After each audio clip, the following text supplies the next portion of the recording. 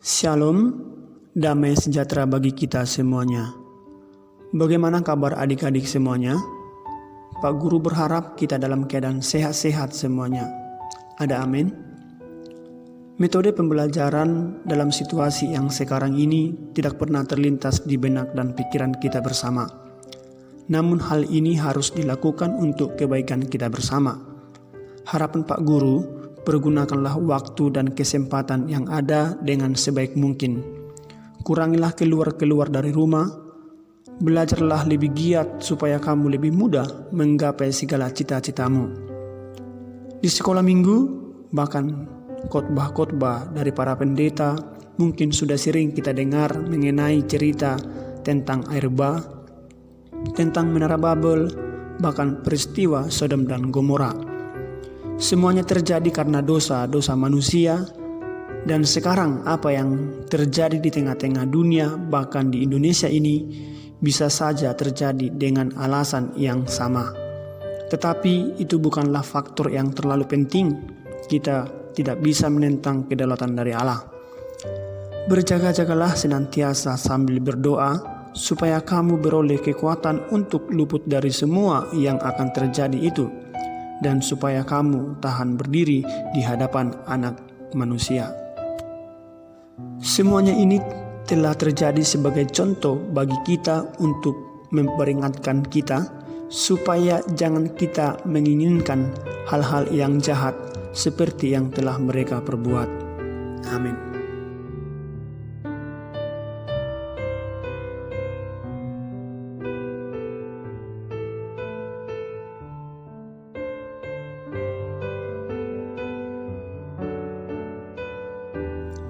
Hari ini kita akan masuk dalam pembelajaran tentang belajar peduli pada bab 10.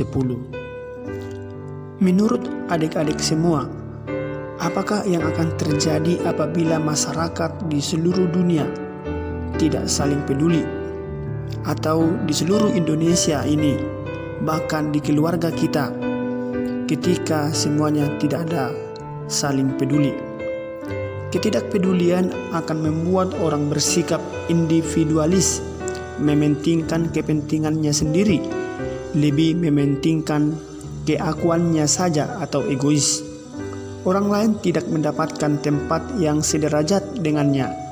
Akibatnya, manusia hidup saling mencurigai, saling menjatuhkan, saling menguasai, bahkan menjadi musuh bagi sesamanya. Istilah ini lebih dikenal sebagai Homo homini lupus, bahwa manusia adalah musuh bagi sesamanya. Maka sebagai bentuk tanggapan tentang Homo homini lupus adalah Homo homini sosial. Homo homini sosial berarti manusia adalah kawan bagi sesamanya. Manusia sebagai kawan bagi sesamanya mengandung arti bahwa hidup itu harus berlandaskan kepedulian. Manusia saling memperhatikan sesamanya baik saat senang maupun susah. Hidup saling membantu saat mengalami kesulitan dan saling menghibur saat mengalami kesusahan, sehingga keutuhan sebagai ciptaan Allah dapat mewujudkan dalam hidup yang saling peduli. Firman Tuhan yang tertulis dalam Filipi pasal 2 ayat 2 sampai 3. Karena itu, sempurnakanlah sukacitaku dengan ini. Hendaklah kamu sehati sepikir dalam satu kasih, satu jiwa, satu tujuan, dengan tidak mencari kepentingan sendiri atau puji-pujian yang sia-sia. Sebaliknya, hendaklah dengan rendah hati, yang seorang menganggap yang lain lebih utama daripada dirinya sendiri.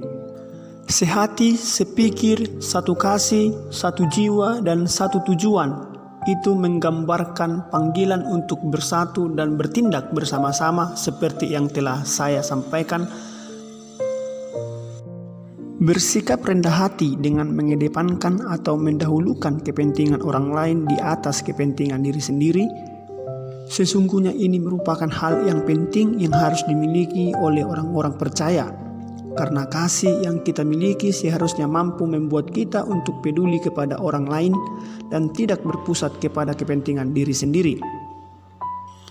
Kita sudah pernah mendengar penggalan doa Yesus yang mengangkat kerinduannya akan persatuan di antara orang percaya sebagai hal yang menurut Yesus akan sangat menentukan seberapa besar dunia bisa percaya kepada Kristus. Supaya mereka semua menjadi satu, sama seperti Engkau, ya Bapa, di dalam aku dan aku di dalam Engkau, agar mereka juga di dalam kita, supaya dunia percaya bahwa Engkaulah yang telah mengutus aku. Yohanes 17 ayat 21. Tidak kalah penting juga semangat dan cara pandang kita dalam menyikapi kepentingan orang lain dibanding kepentingan diri sendiri. Jika kita masih terus bersikap egois dan tidak peduli kepada orang lain, sebagaimana mungkin orang bisa mengenal pribadi Yesus Kristus, Tuhan dan Juru Selamat kita dengan benar. Peduli kepada orang lain seringkali tidak cukup hanya sebatas kata-kata, tetapi sebuah perbuatan pun diperlukan untuk membantu mereka secara nyata. Kerinduan untuk memberi bukanlah tergantung dari seberapa besar harta milik kita, tetapi seberapa besar kepedulian kita terhadap penderitaan orang lain. Dan seringkali tidak perlu jauh-jauh untuk itu, karena di sekitar kita pun ada banyak orang yang membutuhkan uluran tangan kita. Dan firman Tuhan pun mengajarkan kita untuk mau memberi dengan sukacita. Biarlah dan kamu akan diberi. Berilah dan kamu akan diberi. Suatu takaran yang baik, yang dipadatkan, yang digoncang dan yang tumpah keluar akan dicurahkan ke dalam ribamu. Sebab ukuran yang kamu pakai untuk mengukur akan diukurkan kepadamu. Lukas 6 ayat 38. Dengan demikian jelas tidak pada tempatnya jika kita berharap Tuhan mencurahkan berkat-Nya kepada kita, tetapi kita tidak peka sama sekali dengan penderitaan orang lain. Kasih dicurahkan dari surga harusnya mampu membawa kita untuk memiliki belas kasihan kepada orang lain, bukan saja yang kita kenal tetapi juga pada yang asing bagi kita. Begitu pentingnya hingga dikatakan, siapa menaruh belas kasihan kepada orang yang lemah, memiutangi Tuhan yang akan membalas perbuatannya itu. Amsal 19 ayat 17. Memiutangi Tuhan itu menggambarkan betapa pentingnya bagi kita untuk membantu dan memberi kepada yang kekurangan, sekaligus menunjukkan betapa besarnya Tuhan menghargai setiap anaknya yang memiliki rasa belas kasihan dan mau menjelaskannya secara nyata. Firman Tuhan mengatakan bahwa Tuhan akan membalas setiap orang sesuai perbuatannya, yaitu hidup kekal kepada mereka yang dengan tekun berbuat baik, mencari kemuliaan, kehormatan, dan ketidakbinasaan, tetapi murka dan geram kepada mereka yang mencari kepentingan sendiri, yang tidak taat kepada kebenaran, melainkan taat kepada kelaliman. Roma 2 ayat 7-8. Hidup kekal kepada orang yang tekun berbuat baik dan hidup dalam kebenaran, tetapi murka dan geram kepada orang-orang yang sibuk mementingkan diri sendiri dan tidak peduli kepada penderitaan orang lain. Kerajaan Tuhan tidak akan bisa dinyatakan di dunia tanpa adanya kepedulian dari kita terhadap orang lain. Ketika dunia mengarah kepada bentuk-bentuk individualis dan egoisme, janganlah kita malah terseret ikut di dalam arusnya. Kita harus bisa menunjukkan perbedaan sebagai anak-anak Tuhan dan sahabat-sahabat Kristus, sehingga orang bisa melihat siapa Yesus itu secara benar. Menyambung, marilah kita bersatu dan bersama-sama memberi karya nyata di dunia ini, keluar dari batas-batas tembok gereja yang menjadi terang dan garam bagi sesama. Hanya dengan demikianlah kita bisa menyatakan besarnya kasih Tuhan kepada seluruh umat manusia. Berbicara tentang peduli, menurut Kamus Besar Bahasa Indonesia, peduli berarti mengindahkan, memperhatikan. Peduli merupakan kesadaran untuk mengindahkan, memperhatikan, bahkan membantu orang lain. Sikap peduli muncul karena ada kasih dalam diri seseorang. hal itu akan membawa seseorang memiliki simpati dan empati kepada mereka yang mengalami kesusahan. Simpati memiliki arti rasa kasih, rasa setuju, rasa suka, rasa keikutsertaan, merasakan perasaan baik itu senang maupun susah terhadap orang lain. Sedangkan empati memiliki arti keadaan mental yang membuat seseorang merasa atau mengidentifikasikan dirinya dalam keadaan perasaan atau pikiran yang sama dengan orang atau kelompok lain. Dengan demikian, sebagai pelajar Kristen, sudah seyogianya memiliki sikap peduli, simpati, dan empati terhadap sesama dalam keadaan susah ataupun senang. Kepedulian ini berdasarkan teladan Kristus yang memberikan dirinya untuk orang lain karena kasih. Dalam Alkitab kita dapat melihat tokoh-tokoh iman yang memiliki sikap peduli. Tokoh-tokoh itu antara lain sebagai berikut. Yang pertama, Tuhan Yesus. Bentuk-bentuk kepeduliannya antara lain Yesus memberikan 5.000 orang makan. Kita bisa lihat di dalam Matius 14 ayat 13 sampai 20. Yesus juga menyembuhkan orang-orang buta, orang-orang tuli, orang-orang bisu, dan orang yang kerasukan setan. Yesus bersahabat dengan mereka yang dikucilkan, perempuan Samaria dan pemungut cukai, memberkati anak-anak kecil. Kita bisa lihat dalam Markus ayat 9, pasal 9 ayat 36 sampai 37. Dan tokoh yang kedua yang memiliki sikap peduli yaitu Abraham, di mana Abraham berdoa syafaat untuk Sodom dan Gomora, di mana di kota Sodom dan Gomora ada Lot, saudara Abraham, tinggal. Kota itu terkenal karena penduduknya banyak melakukan perbuatan-perbuatan dosa sehingga Tuhan akan menghancurkannya. Abraham berdoa agar Tuhan tidak menghancurkan kota itu, namun Tuhan tetap menghancurkannya karena banyaknya dosa yang dilakukan oleh orang-orang yang ada di Sodom dan Gomora.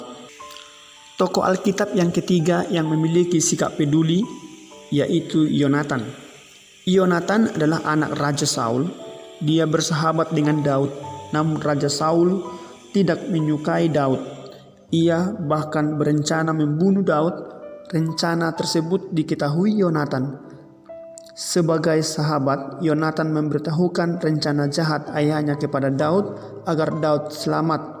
Tindakan Yonatan menunjukkan bahwa ia peduli pada keselamatan Daud. Kita bisa lihat di dalam 1 Samuel pasal 20. Contoh yang keempat, tokoh Alkitab yang memiliki sikap peduli adalah Rasul Paulus.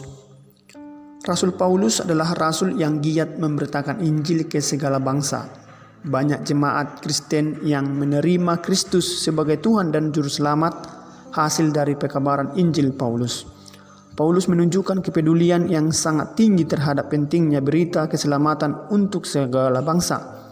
Ia berani mengorbankan waktu, tenaga, pikiran, dan hartanya untuk Injil.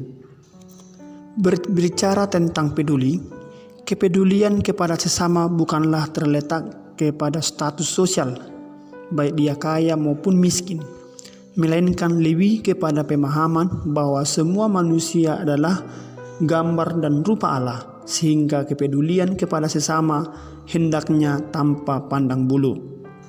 Kepedulian yang tanpa pandang bulu adalah kepedulian yang melintasi perbedaan agama, suku, ras, dan antar golongan. Contoh itu dapat dilihat ketika Indonesia mengalami bencana alam, tsunami di Aceh, letusan Gunung Sinabung, dan Gunung Merapi. Berbagai bentuk kepedulian datang mengalir kepada para korban berupa makanan, obat-obatan, pakaian, dan lain-lain. Mereka membantu tanpa melihat agama, suku, dan status sosialnya. Kesaksian dari Alkitab juga menunjukkan bahwa kepedulian kepada sesama tidak melihat status sosial, baik dia kaya maupun dia miskin.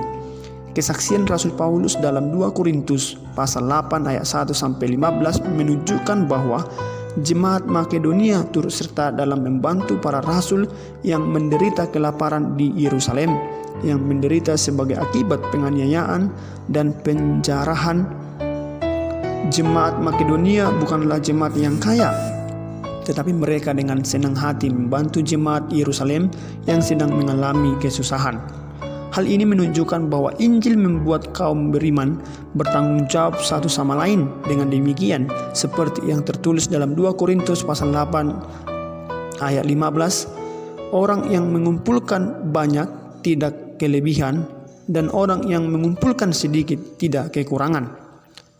Alkitab juga memberikan contoh tentang hidup peduli tanpa pandang bulu melalui perumpamaan orang Samaria yang murah hati. Kita bisa lihat dalam Lukas 10 ayat 25-37. Dalam kisah ini diceritakan ada seorang yang datang dari Yerusalem ke Yeriko. Dalam perjalanannya dia dirampok dan dianiaya oleh para penyamun. Ia dibiarkan begitu saja dalam keadaan luka parah. Kemudian ada seorang imam yang melintas di jalan tersebut. Ketika melihat orang yang terluka parah itu, imam itu hanya melihat dan menghindarinya. Selanjutnya, seorang Lewi melintasi jalan itu. Ia pun melakukan hal yang sama seperti imam, hanya melihat dan membiarkannya. Terakhir, melintaslah seorang Samaria. Ketika melihat ada orang yang terluka parah, ia segera menolongnya. Ia membalut luka-luka itu dan menyiraminya dengan minyak dan anggur. Tidak cukup sampai di situ saja. Orang Samaria membawa orang yang terluka itu ke penginapan dan merawatnya. Bahkan dia mengeluarkan sejumlah uang untuk membiayai sampai orang itu sembuh. Demikianlah pembelajaran kita hari ini. Jikalau adik-adik ada pertanyaan, bisa diajukan. Sekian dan terima kasih. Tuhan Yesus memberkati kita semua. Shalom.